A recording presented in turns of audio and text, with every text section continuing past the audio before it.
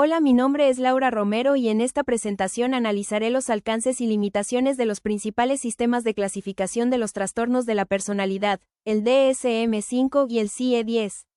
Más que preguntarnos cuál manual es mejor, el propósito es comprender cómo clasifican los trastornos de personalidad, cuáles son sus fortalezas y limitaciones, y por qué actualmente existe una tendencia hacia modelos dimensionales de la personalidad. Antes de hablar de los trastornos de personalidad, es importante comprender qué son el DSM-5 y el CIE-10 y cuál es su función dentro de la práctica clínica. Ambos son sistemas de clasificación diagnóstica que buscan organizar los trastornos mentales mediante criterios claros y relativamente objetivos. Esto permite que diferentes profesionales puedan utilizar un lenguaje común al momento de evaluar, diagnosticar y planificar un tratamiento. El DSM-5, publicado por la Asociación Americana de Psiquiatría, está orientado específicamente al diagnóstico de los trastornos mentales. Es probablemente el manual más utilizado en la práctica clínica, la investigación y la enseñanza de la psicología y la psiquiatría, especialmente en Estados Unidos y en muchos países de América Latina. Por otra parte, el CIE-10, elaborado por la Organización Mundial de la Salud, tiene un alcance mucho más amplio. No solamente clasifica los trastornos mentales, sino todas las enfermedades y condiciones relacionadas con la salud. El capítulo 5 está dedicado específicamente a los trastornos mentales y del comportamiento. Aunque ambos manuales tienen diferencias en su estructura y en algunos criterios diagnósticos, comparten un objetivo fundamental: mejorar la precisión diagnóstica y favorecer una comunicación estandarizada entre los profesionales de la salud de distintos países. Esto es especialmente importante porque permite que un diagnóstico realizado en México pueda comprenderse de la misma manera en España, Argentina o cualquier otro país que utilice estas clasificaciones. Además, estas clasificaciones no solo sirven para realizar diagnósticos individuales, también son utilizadas para desarrollar investigaciones científicas, generar estadísticas sobre la prevalencia de los trastornos mentales, diseñar políticas públicas en salud y evaluar la eficacia de distintos tratamientos psicológicos y psiquiátricos. Sin embargo, precisamente porque tienen tanta influencia en la práctica clínica, también han sido objeto de numerosas críticas y debates acerca de la manera en que clasifican el comportamiento humano. Estas críticas son las que han impulsado el desarrollo de propuestas alternativas, como el enfoque dimensional que revisaremos más adelante. Una vez comprendida la función de ambos manuales, podemos revisar cómo clasifican los trastornos de la personalidad.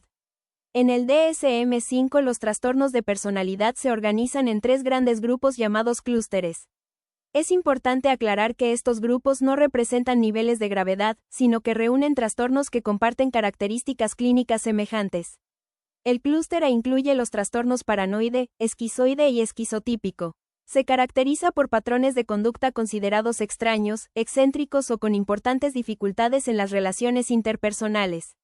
Las personas suelen mostrar desconfianza, aislamiento social o formas poco convencionales de pensar y relacionarse. El clúster B comprende los trastornos antisocial, límite, histriónico y narcisista.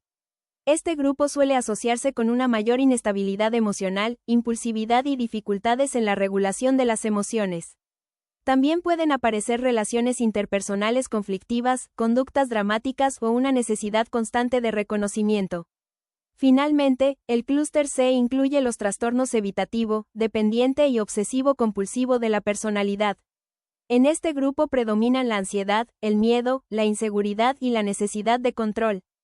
Generalmente las personas presentan dificultades relacionadas con la autonomía, el perfeccionismo o el temor al rechazo. El CIE-10 también reconoce prácticamente estos mismos trastornos, sin embargo, no los organiza mediante clústeres de la misma manera que el DSM-5. Su clasificación responde a otra lógica y pone mayor énfasis en describir los patrones persistentes de comportamiento que producen deterioro significativo en la vida personal, social o laboral. A pesar de estas diferencias de organización, ambos sistemas coinciden en considerar que los trastornos de personalidad son patrones relativamente estables, inflexibles y persistentes que suelen comenzar desde la adolescencia o el inicio de la vida adulta y que afectan múltiples áreas del funcionamiento de la persona. Ambos sistemas coinciden en reconocer la mayoría de los trastornos de personalidad y buscan mejorar la precisión diagnóstica. Sin embargo, el DSM suele ser más detallado y ampliamente utilizado en investigación. Mientras que el CIE posee un enfoque más global y es el sistema oficial utilizado por la Organización Mundial de la Salud.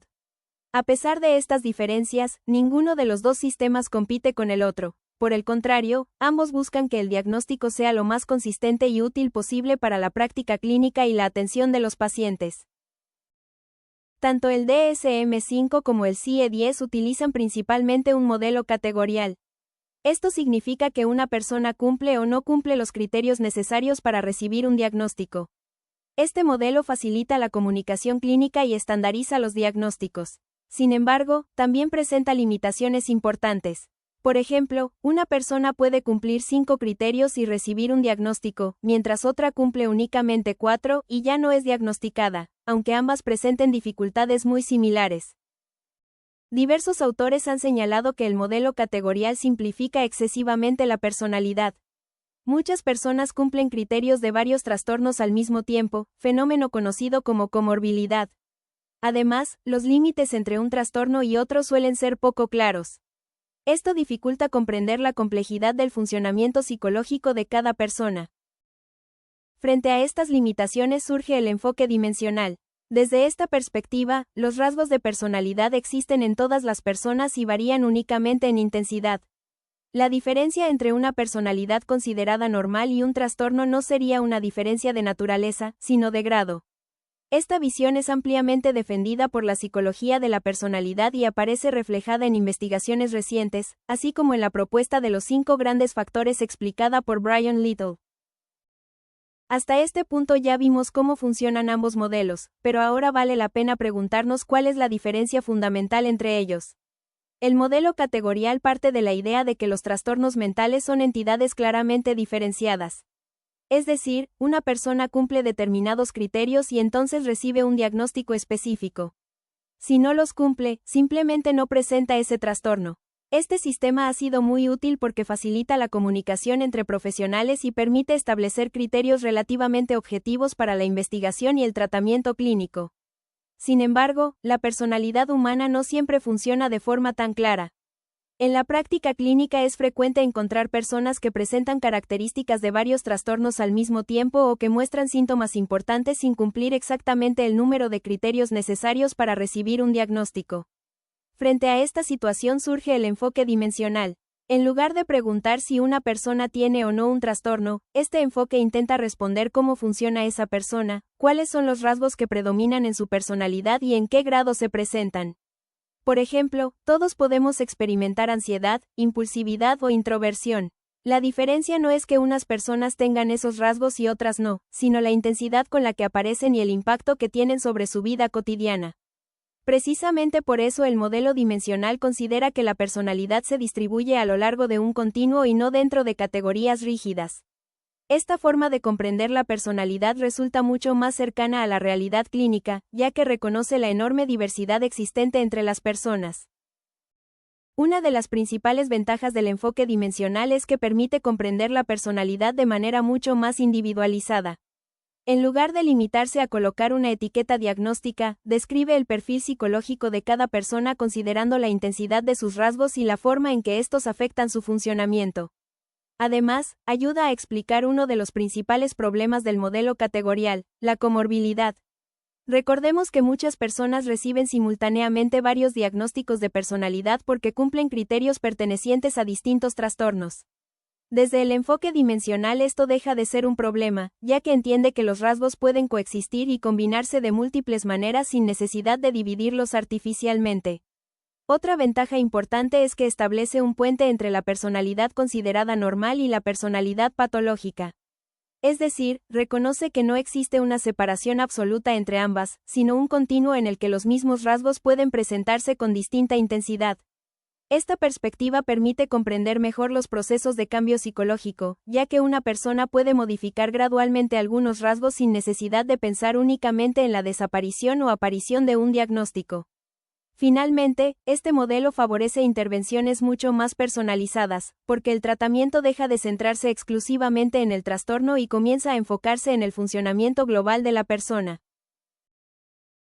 Como conclusión, considero que tanto el DSM-5 como el CIE-10 continúan siendo herramientas indispensables para la práctica clínica. Gracias a ellos los profesionales cuentan con un lenguaje común, criterios diagnósticos compartidos y una base sólida para la investigación científica. Sin embargo, también es evidente que ningún sistema de clasificación puede representar completamente la complejidad del comportamiento humano. La personalidad está influida por factores biológicos, psicológicos, sociales y culturales que interactúan constantemente y que difícilmente pueden resumirse únicamente mediante categorías diagnósticas. En este sentido, el desarrollo del enfoque dimensional representa un avance importante porque permite comprender mejor la continuidad existente entre el funcionamiento normal, los trastornos de personalidad y las patologías mentales más graves. Más que sustituir completamente al modelo categorial, considero que ambos enfoques pueden complementarse.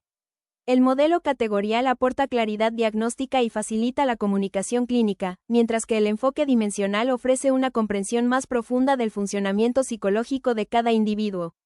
Probablemente el futuro de la evaluación psicológica consista precisamente en integrar ambas perspectivas para obtener diagnósticos más precisos y, sobre todo, intervenciones más ajustadas a las necesidades particulares de cada persona. Finalmente, esta revisión permite comprender que la personalidad no puede entenderse únicamente como una serie de etiquetas diagnósticas, sino como un fenómeno complejo, dinámico y continuo que requiere una visión cada vez más integradora. Muchas gracias por su atención.